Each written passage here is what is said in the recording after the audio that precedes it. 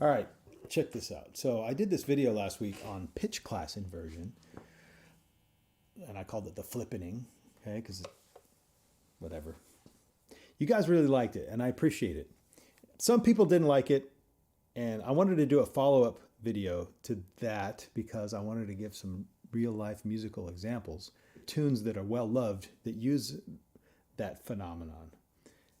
I don't know if the composers really thought about it in the manner in which I explained it. Probably not, but nonetheless, you can analyze tunes in this way. To summarize what I talked about in that last video, I talked about how if you invert every interval in the Ionian scale, then it becomes a Phrygian scale, which is the third mode of the major scale. So say you're in C. If you invert each one of those intervals, it becomes C Phrygian, which is the third mode of A flat. So in a sense, we perceive the key of C and A flat as being related by interval inversion. So that's why we like those two keys together. It has a nice sound together. So what I did there, I just kind of came up with a progression. I just picked chords from the key of C and chords from the key of A flat, kind of zigzagged them, and it sounds cool. So I'm going to give some real examples of tunes from history, because in every tune that has ever been written is from history, actually. Yeah. Another way to do this, think about this, is the major scale, whole, whole, half, whole, whole, whole, half. Okay? And you do it descending, whole, whole, half, whole, whole, whole, half. Did I say how many wholes did I say? Anyway, whole, whole, half, whole, whole, whole, half is the formula for a major scale. Now, if you do whole, whole, half, whole, whole, whole, half descending, that's when you get the Phrygian scale.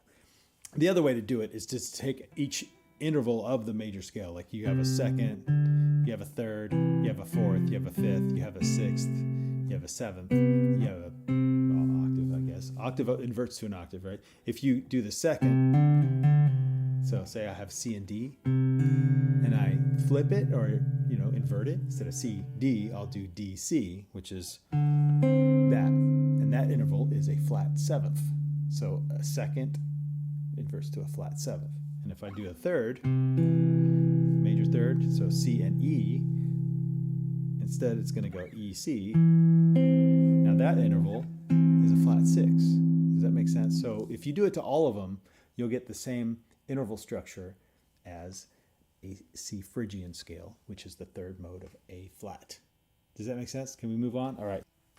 Here's some tunes starting in, the jazz era.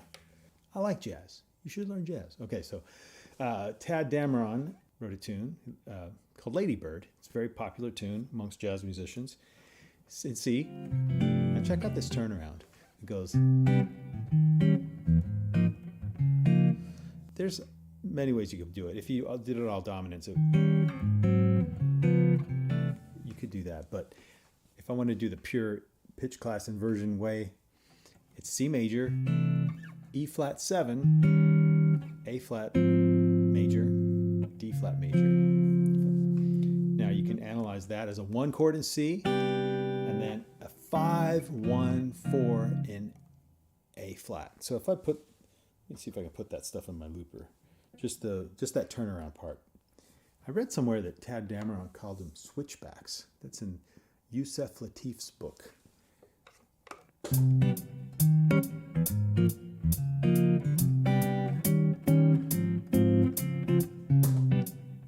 So that's just key of C and key of A flat. You could practice, soloing on it. It's fun to solo if you just think of those two keys.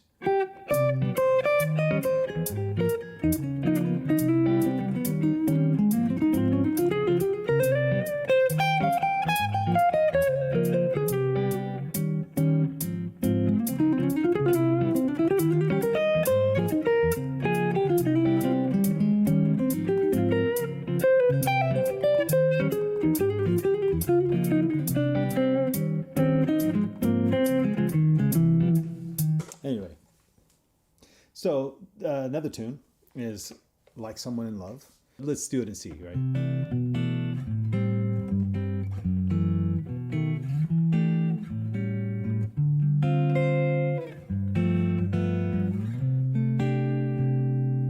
Now, then it goes to F. That's the 4. And then it goes to A. And then it turns into A minor. And then C minor. So 2-5 back to C. So that part where it's going from, it's C, it meanders to the key of F. E minor to C, and then the 2-5-1 to the 4 chord, and then chromatic median, the flippening to A. It sounds nice. It's like really refreshing. All right, now let's take a look at Have You Met Miss Jones? This is an older tune, 1937. It's in F. Actually, pay attention to the bridge, but here it is from the top.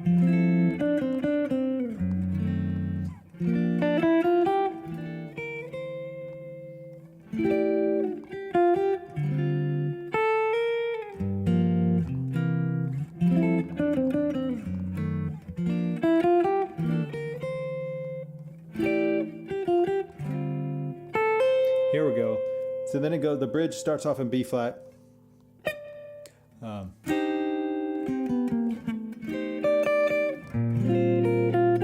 then it goes to G flat.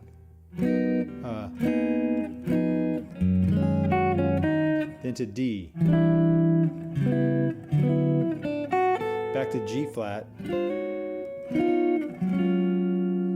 then back to the top. So the movement to B flat to G flat to D, right? Those are major thirds away. That's interesting, right? So if you take B flat and you do the flippening, okay, it has notes in G flat, okay. And if you do it to G flat, it has notes in D, okay. If you did it to D, you'd be back in B, but instead it goes back to G flat. Now, here's someone who did take that particular bridge and kind of make a thing out of it. We all know, well, maybe you don't know, but jazz guys really obsess over this tune, Giant Steps by John Coltrane.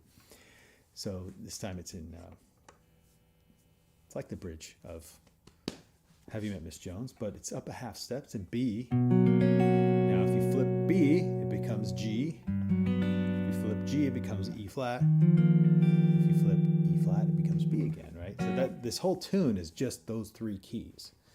It goes.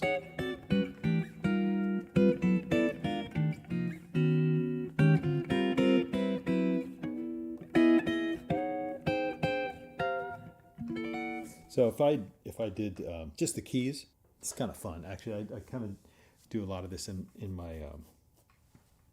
I do these modal substitutions in my book, Voicing Modes, but I just break it down by key center. So it's 2 beats of B, and then 4 beats of G, 6 beats of E flat. See if I can put it in. I'll just play the 1 chords. It'll sound kind of goofy, but check it out. So.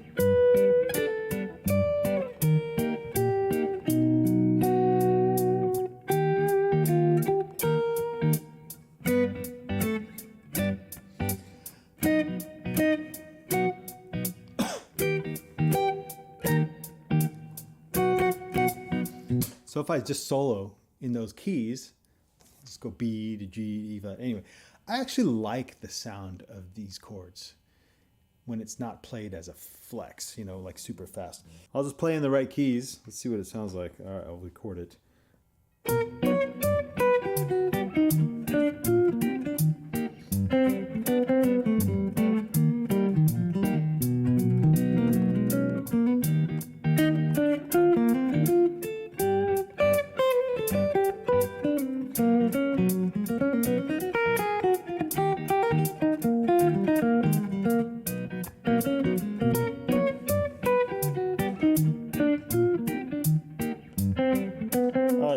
I was just thinking about being in the right key. That's it. All right, so here's what it sounds like with the original changes, with all the 2-5-1s and stuff in there.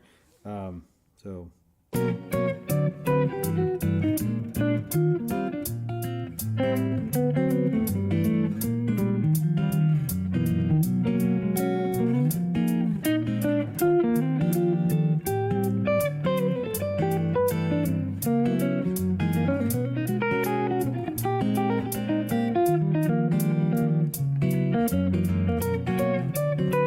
So anyway, I think a tune like this, it works to do that. I mean, you can do other stuff to it, of course. People spend a lot of time on this one, but let's move on, okay? Let's get out of the jazz era. Well, actually, no. Let's do one more tune. I think it's a really beautiful tune. Anytime people play this one, it's like, man, I love that tune. I love those changes. It's Beatrice by Sam Rivers. It's on Fuchsia Swing Song from 1965. Sam Rivers.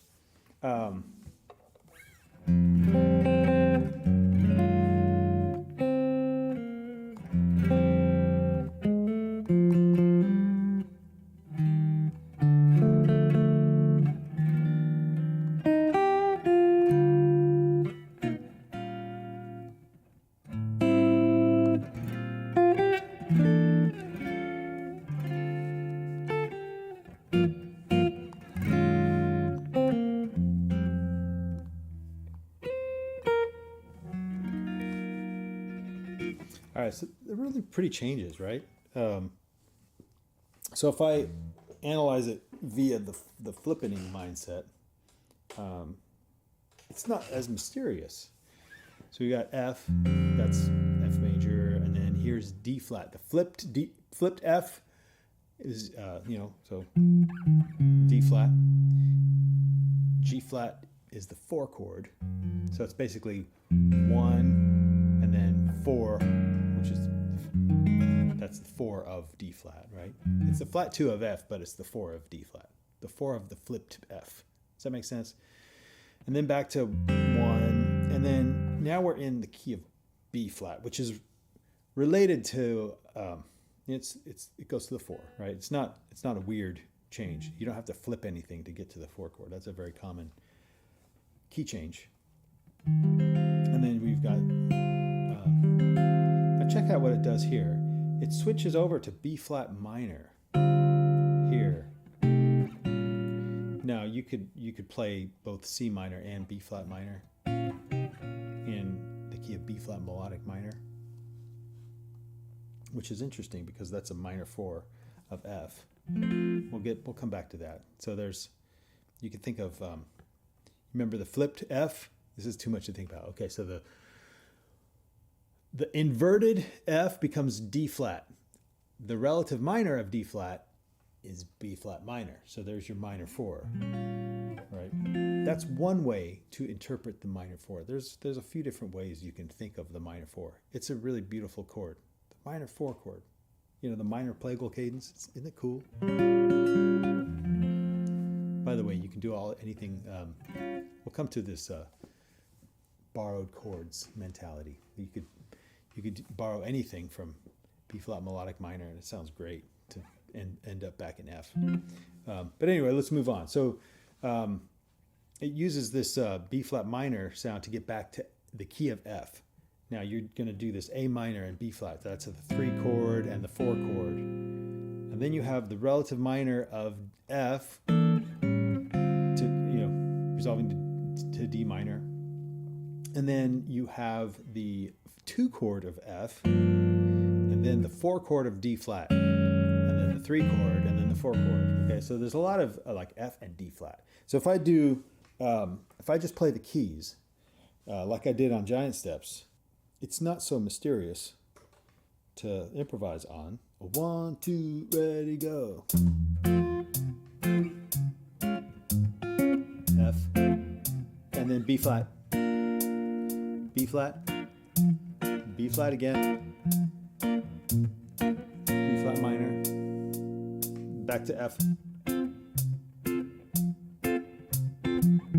D minor, F, D flat, ready, go. So if I record a solo, just playing in the right keys, when it gets to D minor, I'll probably do some harmonic minor. That's the only, well, let's see. I did say I would do melodic minor on B flat. I'm sorry to complicate things so much, but anyway, the flippening keys, the F and the D flat, you'll like it. So it's gonna sound goofy when I do it over just the pirate chords, the sea shanty 1 chords.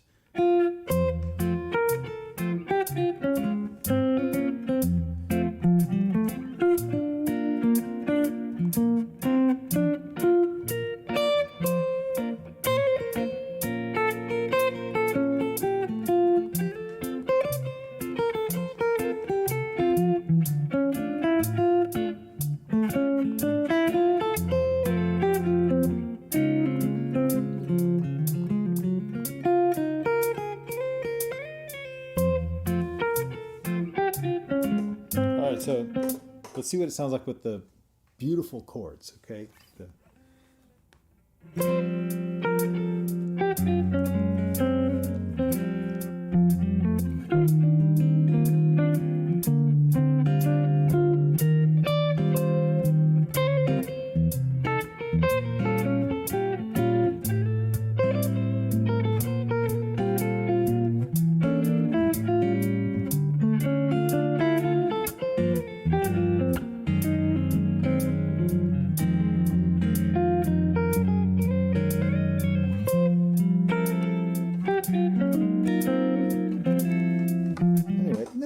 Isn't it a pretty tune?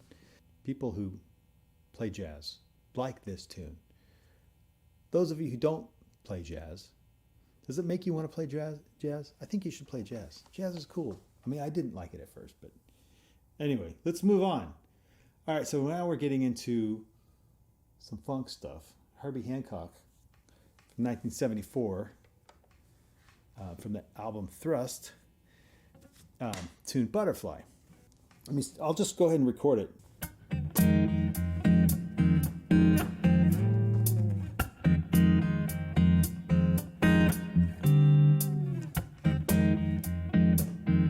All right, so this is F minor to A minor. Now, if you just look at that, in the real book, it doesn't really tell you what keys you're supposed to do it in. It's a little bit mysterious, but if you analyze it via the flippening, maybe we could determine the best, key to try it in. So what do we have here? We have an F minor. What could that be? It could be a 3 chord, it could be a 2 chord, it could be a 6 chord. Let's just, as a thought experiment, assign it as a relative minor chord, not a Dorian chord, but like an Aeolian chord. So if F minor is a 6, then we're in the key of A flat. What's a flippening of A flat? Flipping it to E? A minor doesn't work, right? But what if A flat is the flipped C? Does that make sense? So we're starting with the flip instead of the right side up, okay? A minor could be in the key of C, okay? There's our flipped keys, key of C and key of A flat. Now we're back to A flat for the F minor, and then D minor is the 2 of C. So we're basically just going back and forth from C and A flat. Does that make sense? So I'm just going to play, this tune goes so it changes on beat 2 of the second measure. So you got 5 beats of A flat and then only 3 beats of C. So I don't know if that makes sense. I'll put the bar lines like this. So you can see you got 1, 2, 3, 4, 1, and then change on beat 2. Does that make sense? 1, 2, 3, 4, 1, 2, 3, 4. Okay, so you got just 3. You got to change on beat 2. Just count, just keep track. So I'm gonna go B in A flat.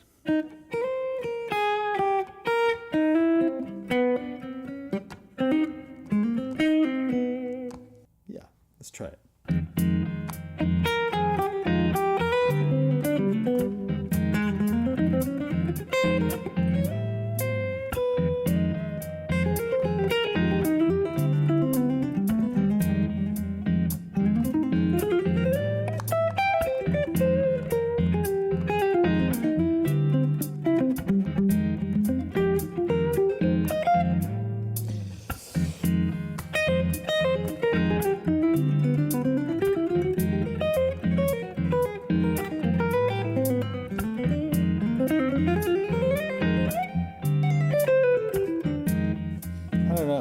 fun. It's just fun.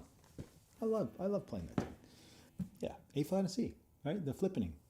Boom. Let's see what we have next. Okay, this is a tune by Pat Metheny, or the Pat Metheny Group. 1978 tune called Phase Dance. It starts off like this, like.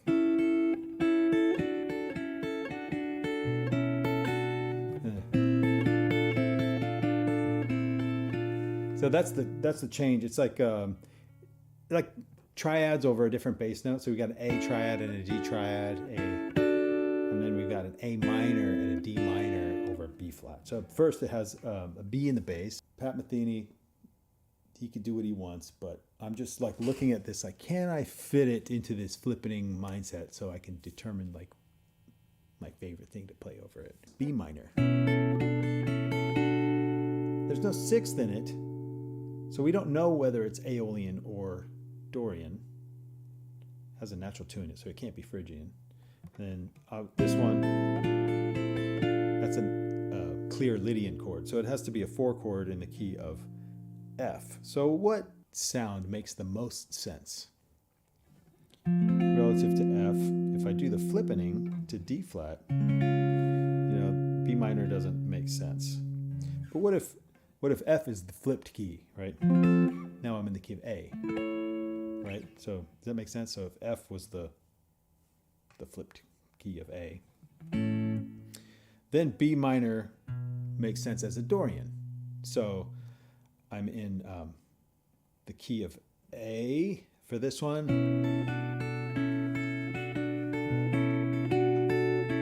And then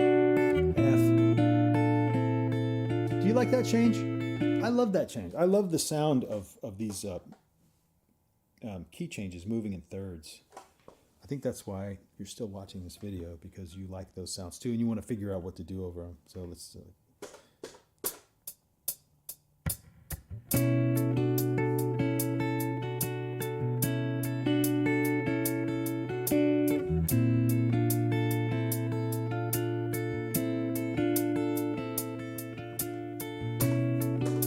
So I'm in, what did I say? F. Then A.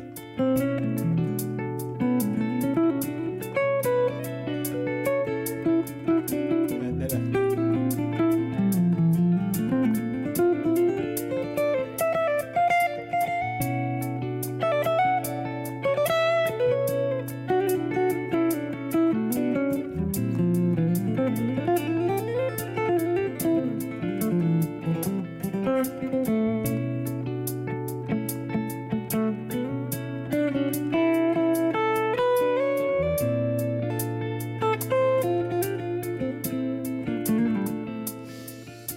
So I'm just gonna go, yeah. So if you just think of A and F, it's just shred, you know? And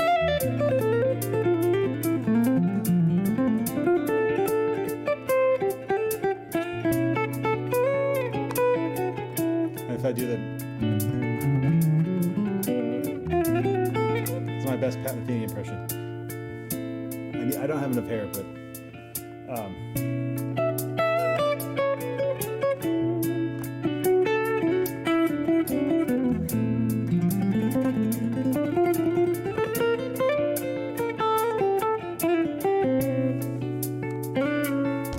sorry, if you're on the wrong note, you press this button as the transpose button. Does that make sense?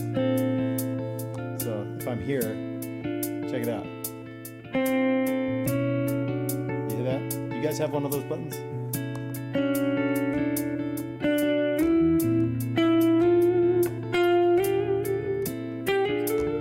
All right, so enough silliness. Okay, so that's the Pat Metheny Group. All right, so now we're in the 80s. Okay, so I think this is a super beautiful tune. Flying in a Blue Dream by Joe Satriani from the album Flying in a Blue Dream. So it has C Lydian, then it goes to A flat Lydian, back to C Lydian. You notice this is a 12-bar blues with all Lydian chords. Isn't that cool? Yeah, and then the last 4 is G Lydian, F Lydian, back to C Lydian. Now, how do we analyze this with the flippening? So C Lydian is the 4 chord of what key? It's the 4 chord of G. Now, what would G flip to if you reverse the interval structure? It becomes G Phrygian, which is in the key of E flat. That's right, E flat. So the 4 chord of E flat is A flat Lydian. So how about that? That's what we have next. Okay, so then we go back to C Lydian. Now here's where we have an interesting change. So we haven't talked about this flippening yet, but another option is you don't have to just flip from the 1, from the major scale, the Ionian scale, which flips to Phrygian. So you can also flip Lydian to Locrian, but you can also flip Mixolydian to Aeolian. Does that make sense? So if you take the interval structure of Mixolydian, say A Mixolydian, if you do that backwards, if you do it with the interval structure backwards, it becomes this. Yeah, so it's Aeolian, Aeolian. So A Mixolydian flips to, yeah, there's another tune, a jazz tune by Chick Corea called Tones for Jones Bones, which has that flippening in it. But anyway, this last 4, you could justify it with the A Mixolydian going to Aeolian, of which this is a bit of translation, but A Mixolydian is the 5 in the key of D. Okay, now that's where we have G Lydian, that's the 4 of D. Okay, and then what does A Mixolydian flip to? It flips to A Aeolian, of which we're in the key of C, and that's where we get F Lydian from. So this G Lydian is related to A Mixolydian, and then F Lydian is related to A Aeolian. I know that might be a bit of a stretch for somebody, but like I said, I'm looking for ways that I can analyze stuff with the flippening, and this tune just fits so perfectly. I should mention, before I record a track, it's actually doubled. It's not 12-bar blues. Each one is times 2. So anyway, that's 2 bars, that's 2 bars, that's 2 bars, that's 2 bars. So it's really 8 bars of C Lydian, and then 4 bars of A flat Lydian, and then another 8 bars of C Lydian, and then 2 bars of G Lydian, 2 bars of F Lydian, and then another 4 bars of C Lydian. Does that make sense? Sorry. So it's like 24 bars, okay? 12-bar blues with augmentation. Augmentation means you stretch out the harmonic rhythm, okay? All right, so if I do just the 1 chords, it's going to sound a little ridiculous, but let's do it.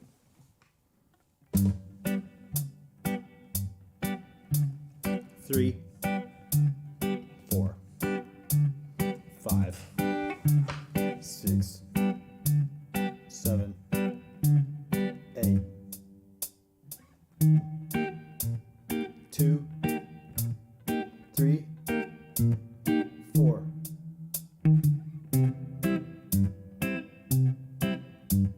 Joe's gonna kill me if he hears this.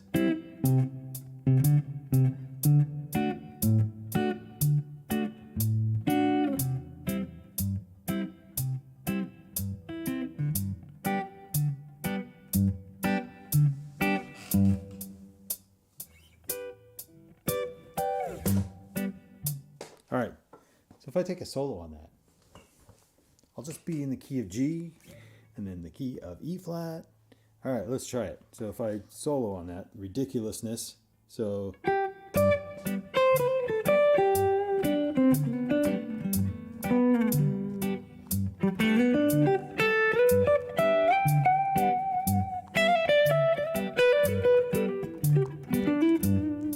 E flat.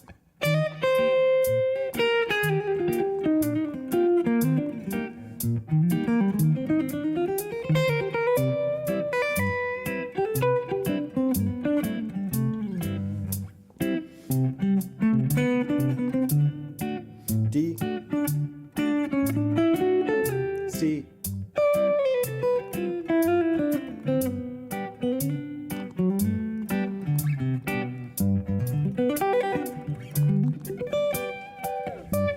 okay, so I just was in the parent, they called it the parent key, okay? The parent key is the most basic, the 1. Different people think of different parent keys, but Let's just go the common major scale. That's how I was thinking. So what does it sound like with the original changes? The real changes.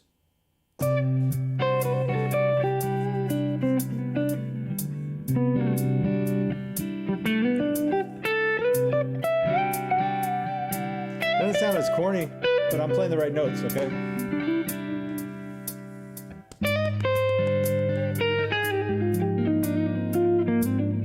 Right, kind of works.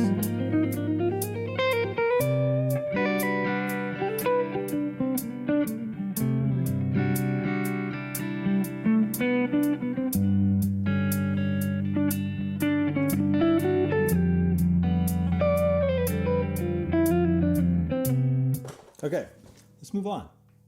Thank you, Joe, for that beautiful tune. Now we're in the 90s, okay? So this is a... I'm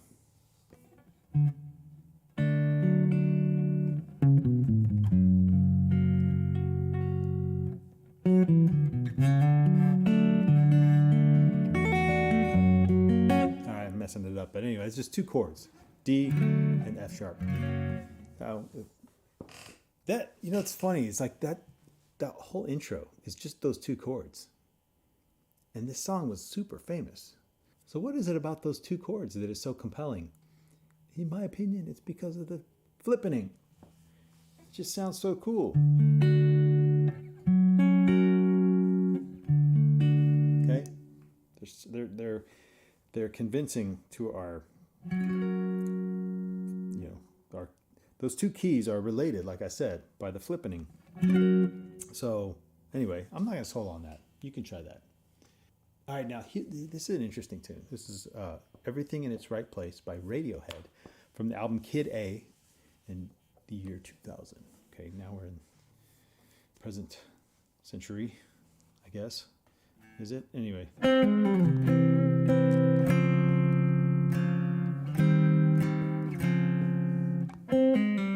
Or would I do it like this? Maybe. That's probably how I would do it. I would go.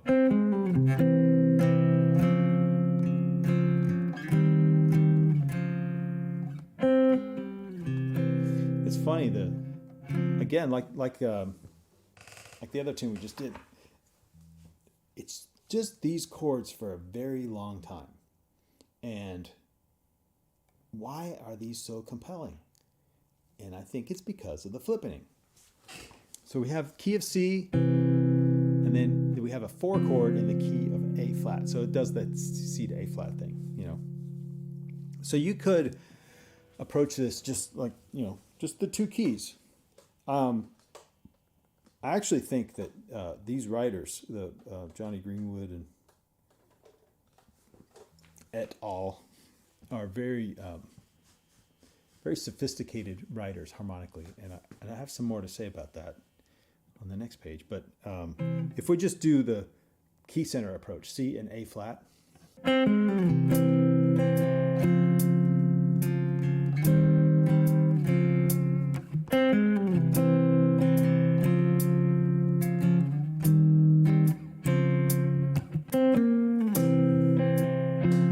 All right, so if I take that just pure flippening approach, I'm just going to be in the key of A flat and key of C and the key of A flat. So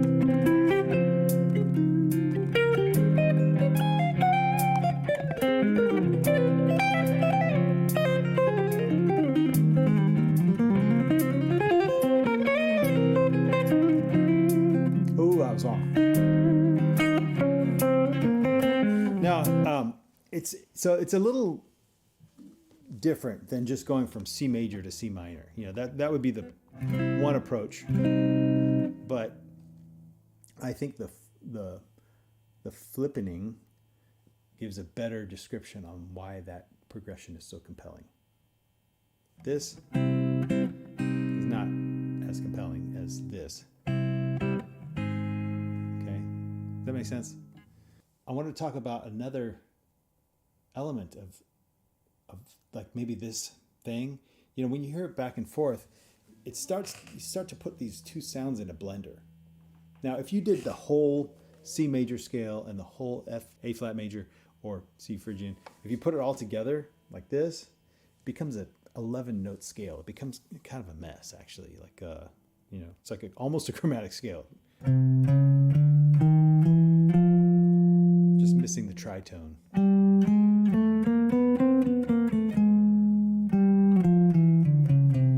Now, when it's like all in a blender, it's a mess, right? So what did I say here? So combining the two scales to make a mess, 11 note scale. To clean up that mess, we can take some notes away. So here's where we have this thought experiment. We could take, say, the first 4 notes of C, the major tetrachord, and the last 4 notes of the Phrygian scale, which is happens to be a Phrygian tetrachord, So put it together. That's the 5th mode of melodic minor. Now, what if I take the Phrygian tetrachord on the bottom, and then the major tetrachord on top? That's a scale called major Neapolitan. Would that fit? No, that wouldn't fit because there's an E natural very clearly. So let's scratch those. So we could mix and match, just kind of take a little bit of this, a little bit of that, a little bit of Ionian, a little bit of Phrygian, and kind of, instead of this or this, maybe let's do a little bit of this, or this. I don't know if that makes sense, but I've tried to write them in, the red notes are the Phrygian borrowed notes, and the blue notes are the blue note means something else. Maybe I should have chosen a different color, but no, hopefully you get what I mean. Here's one scale that kind of combines those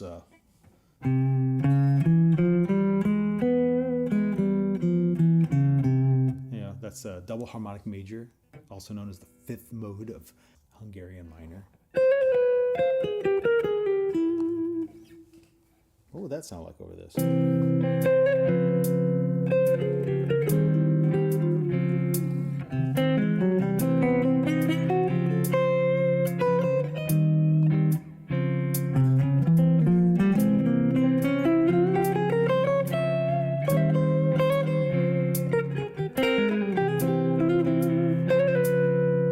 That B is really pointy. Sometimes Radiohead has pointy notes in it, like really striking. Now, here's another interesting scale. This is the altered with the natural 5, also known as super Phrygian. Super having the flat 4. Have I told you that joke? Man flat 4 is Superman.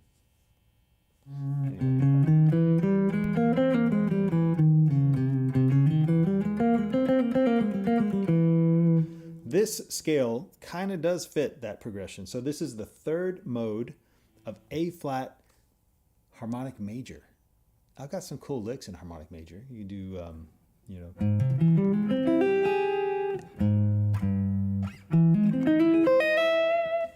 do this, the 5th mode. Let's see what that sounds like.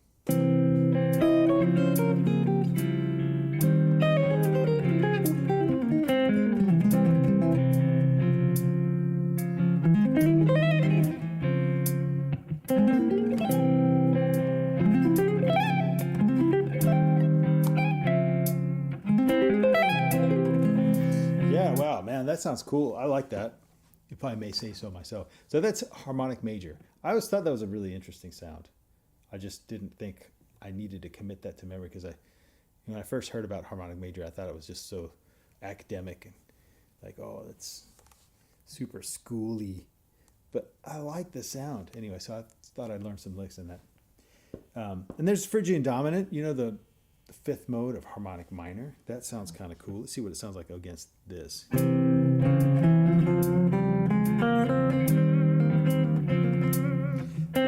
Harmonic minor is one that you might have in your muscle memory, so it's easier to use.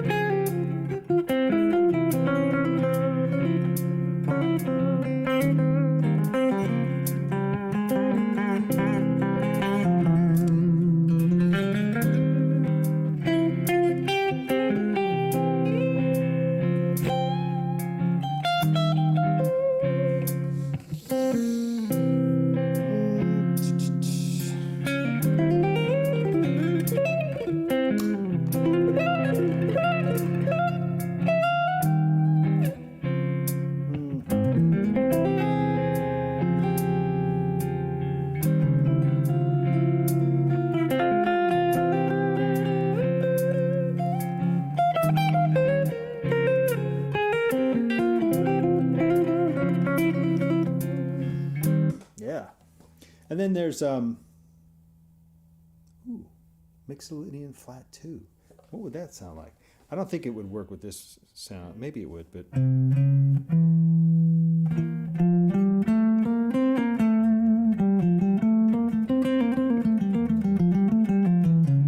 so it's basically borrowing two notes from Phrygian. We got the flat 2 and we got the flat 7. That's the fifth mode of F harmonic major. I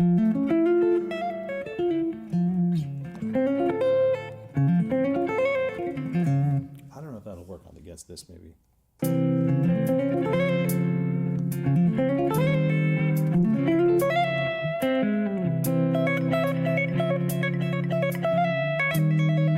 No, it's a little sour because it stays on that major third the whole time. So yeah, I probably, my favorite ones for that Radiohead progression are this one and this one.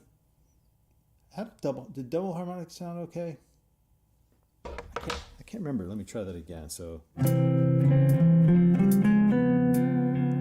yeah, that's got that pointy note in there. If you can really feel that major 7, this is the interesting thing about using scales.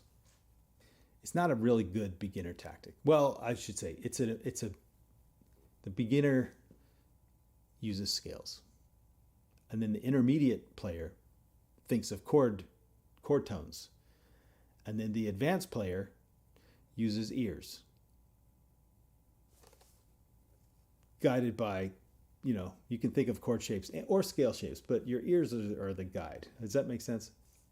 What I like about scales is you can commit them to muscle memory. So so when your muscle memory is